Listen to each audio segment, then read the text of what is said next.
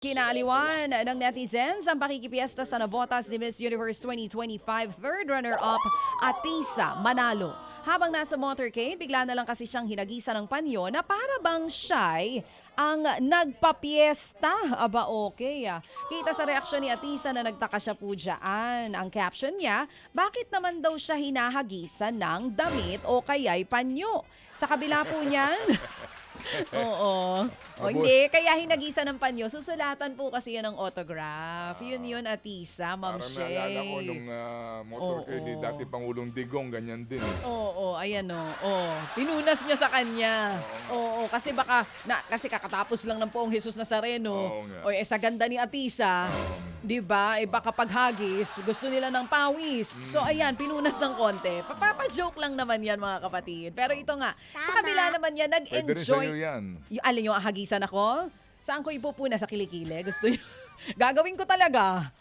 Sayang, di ko pwede malabas yung kilikili ko. Kita mo, tawa siya ng tawa. Bukas, maglalabas ako ng kilikili for you. Pwede ka nga manirahan dito. Isa yan sa talagang pinagmamalaki ko. Oo. Manirahan sa kagubatan. Sa kilikili ko. Oo. Minsan may kagubatan, pero ngayon wala siya. Wala siya!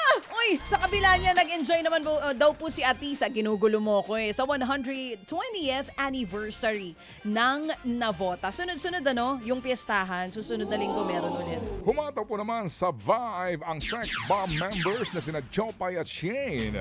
Napa-spaghetti pababa ng pababa, pataas ng pataas. Pataas ng Gaya pa rin po ng pataas. dati, hataw na hataw pa rin po ang dalawa.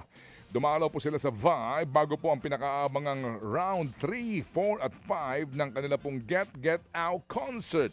Chika pa nga po nila, mas level up daw ang performance nila dyan. Marami raw kasi talagang fans ang nag-request na ma-extend ang kanila pong konsyerto. Abangan yan lahat sa Feb 6, 7 and 8 sa MOA Arena. Get.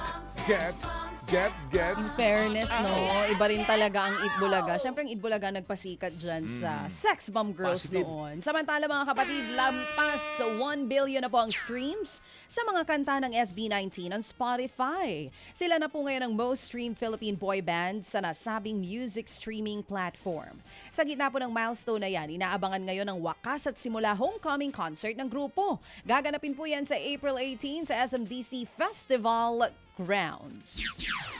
Ayun, talaga namang pumapatay pa rin po ng lamok yung aking partner. Habang pumapatay siya ng lamok, naku, marami po mga kapatid ang excited na mapanood na po itong ating mga kapatid shows na aabangan nyo ngayong taon.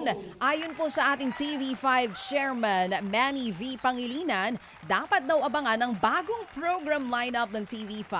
Marami raw silang meeting ukol dito sa nakalipas po na 2 linggo. Sinimulan na rin ipalabas kagabi ang ilang ABS-CBN at TV5 co-produced series katulad po ng Nag-aapoy na Damdamin. Obis na eh. Napatay mo ba? Hindi eh. Oo. Kasi ang baba na ng lipad. Ano kasi yan? Hybrid. Oo. Ang baba ng lipad. Oo, mabigat na siya Ibig eh. sabihin, mababa yung lipad. Parang tao, pag bumibigat, di na rin makatalon. Ayos Napansin niyo yung baba ng lipad Pero ito nga, Kabusugan to, parang ano to? buhaya. Parang mga Hybrid. kagaya ka, matatigas ang muka. Ito. Excited na nga rin daw po na maipalabas. Isa rin po sa mga Nakakita ka na ba abangan ng nyo. lamok na nakabotox? Ikaw talaga, pag nasobrahan, hindi talaga gagalaw mukha mo dun. Mahihirapan ka na. Pero ito mga kapatid 8:45 nga po ng Okay. gabi ang nag-aapoy na Damdamin. Pira-pirasong Paraiso naman po 9:30 ng gabi. Excited na rin po ang marami sa upcoming TV5 serye na A Secret in Prague matapos po itong i-post online. Mukhang intense ang eksena ng mga bidang sina Andrea Brillantes at maging si Enrique Hill. Abangan po yan dito lamang sa TV5 ngayong taong 2026. Yan, abangan. Anong channel?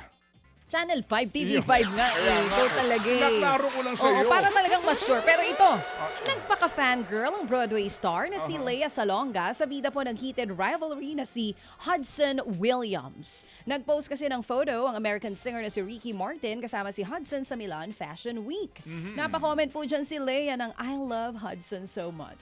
Bago po yan, unang nag-post sa Facebook si Lea ng isang iconic line mula po sa hit series na Heated Rivalry. Tungkol po yan sa romance ng hockey players sa pinagbibidahan ni Hudson Williams at Connor Story. Mga kapatid, brothers and sisters, saan ka pa? Dito na tayo sa totoo. Dito na tayo sa True FM. Mga kapatid, mag-subscribe and follow po kayo sa social media accounts ng True Network PH. Yan po kami. Hanapin nyo lang True Network PH, Facebook, Instagram, YouTube, TikTok, and podcast. Mapa Apple or Spotify man yan, mahahanap nyo kami. Lahat ng mga napapanood at napapakinggan nyo po sa programa, nasa social media accounts namin yan. So, paano mga kapatid? See you sa social media!